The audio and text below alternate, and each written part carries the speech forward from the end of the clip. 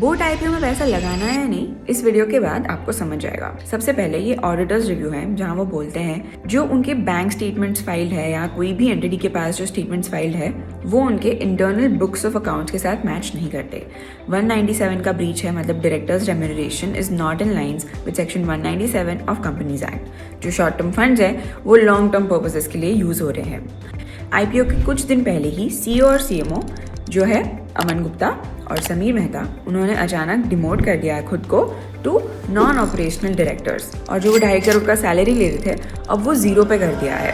मतलब ये शायद एक क्लियर केस है to distance themselves from the daily operational needs of the company. उसके बाद जो एट्रीब्यूशन होता है एम्प्लॉयज़ का, मतलब कितने एम्प्लॉयज़ हर साल उस कंपनी को छोड़ के जाते हैं, वो 3 सालों से बढ़ रही है, फ्रॉम 24% टू 27% टू 34%। मतलब 1 out of 3 employees is leaving the company. इसके 2 ही रीजंस हो सकते हैं, या तो इंटरनल कल्चर इतना बुरा है कि कोई भी salary is not going to make the employ stay, या तो फिर वो एम्प्लॉयज़ को भरोसा ही नहीं है उस कंपनी के फ्यूचर में।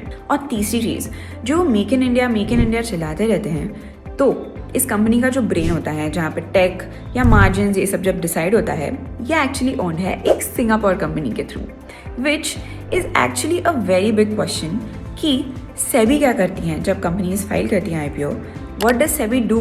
Are there any regulations? Are there any checks? Because even the company was making losses from the last 3 years and despite the revenue decline, इस बार उन्होंने IPO के पहले profit declare किया है। So what is this? I don't think you should apply to this IPO because neither am I. Tell me in the comments below about what should we do about the situation.